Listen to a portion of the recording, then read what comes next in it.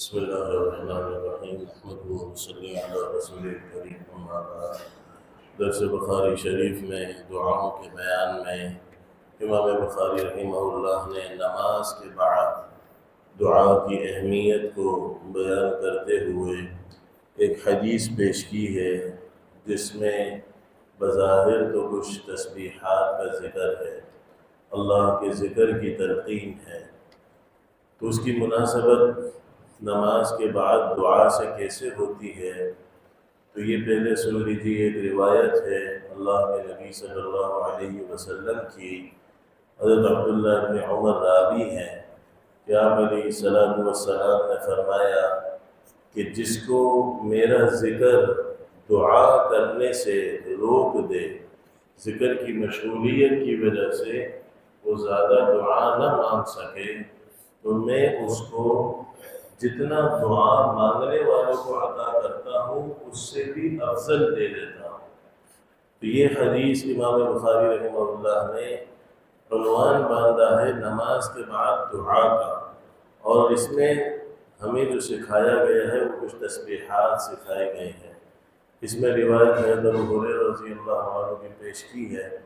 کہ صحابہ نے عرض کیا یا رسول اللہ، جو مالدار صحابہ ہیں، جو فقراء صحابہ تھے، انہوں نے یہ سوال کیا کہ یا رسول اللہ، جو مالدار صحابہ ہیں وہ اپنی دولت خرچ کر کے، عمرے کر کے، حج کر کے، صدقات کر کے بڑے بڑے درجات انہوں نے حاصل کر لیے اور جنت کی نعمتیں حاصل کر لی، تو اللہ کے نبی صلی اللہ علیہ وسلم نے ان سے سوال کیا کہ ایسے کیسے؟ انہوں نے جواب دیا کہ نمازیں جیسے ہم پڑھتے ہیں وہ بھی پڑھ لیتے ہیں، جہاد جیسے ہم کرتے ہیں وہ بھی کر لیتے ہیں، لیکن وہ مزید یہ کر لیتے ہیں کہ اپنے مالوں کا کچھ حصہ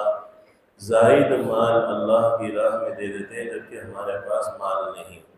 تو آپ علیہ السلام نے فرمایا میں تمہیں ایک عمل ایسا بتلاتا ہوں کہ جس کے ذریعے تم اپنے سے آگے بڑھنے والوں کو، جو تم سے آگے بڑھ گئے، ان کو پا لو گے، جو تم سے پیچھے آ رہے ہیں ان سے تم آگے بڑھ جاؤ گے، اور تم جیسا کوئی عمل اگر کر لے تو ٹھیک، ورنہ کوئی عمل اگر اس طرح نہ کر سکے تو وہ تمہارے برابر نہیں ہو سکتا۔ پھر آپ نے فرمایا ہر فرض نماز کے بعد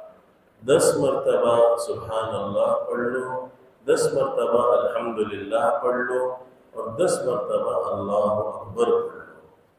اب اس روایت میں اللہ کے نبی صلی اللہ علیہ وسلم نے 10 دفعہ کا ذکر کیا، جبکہ پیچھے ایک روایت گزری تھی جس میں تسبیحات فاطمہ کا ذکر تھا، 33 مرتبہ پڑھنے کا ذکر تھا۔ تو محدثین نے لکھا ہے کہ یہاں پر نفس درجات کا ذکر ہے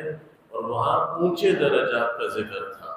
تو اونچے درجات تو 33 مرتبہ پڑھنے پہ ملیں گے، لیکن نفس درجات ایسے درجات جس کی وجہ سے مالداروں سے آگے انسان بڑھ جائے۔ خاص طور پر محدثین نے لکھا ہے کہ اگر فقیر ہے پھر بھی وہ الحمدللہ کہہ رہا ہے، اللہ کا شکر ادا کر رہا ہے، تو اللہ کو بہت اس سے خوشی ہوتی ہے، اور مالداروں اپنے صدقات سے وہاں تک نہیں پہنچ سکتے جو یہ فقراء لوگ، اور اگر مالدار لوگ بھی یہ ذکر کر لیں تو اللہ انہیں بھی یہ درجات نصیب فرمائیں گے، لیکن ان کی کیفیت فقر کی حالت کے ہونے کے باوجود الحمدللہ جب وہ پڑھتے ہیں وہ دل سے نکلتا ہے تو ان کو اللہ مالداروں سے آگے بڑھا دیتے ہیں، خاص کر ان سے جنہوں نے یہ کلمات نہیں کہے۔ اب امام بخاری رحمہ اللہ نے عنوان باندھا ہے ان کلمات کا، اور عنوان باندھا ہے نماز کے بعد دعا کا، اور ان کلمات کو ذکر کیا، اشارہ اس بات کی طرف ہے کہ اعمال کا اہتمام کرنا چاہیے، اور اعمال کی وجہ سے زیادہ دعا نہ بھی مانگ سکے تو بھی اللہ ذکر کی برکت سے مانگنے والوں سے بھی بڑھ کر انشاءاللہ عطا کریں گے۔ اللہ ہم سب کو ان اعمال کے اہتمام کی توفیق نصیب فرمائے۔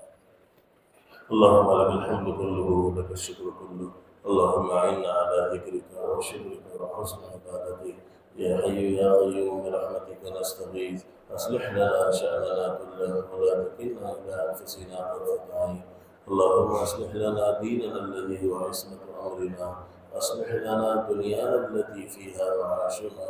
أصلح لنا آخرتنا التي فيها معادنا، واجعل الحياة زيادة لنا في كل خير، واجعل الموت راحة لنا من كل شر. وصلى الله وسلم على خير خلقه محمد وعلى آله وصحبه أجمعين برحمتك يا رب.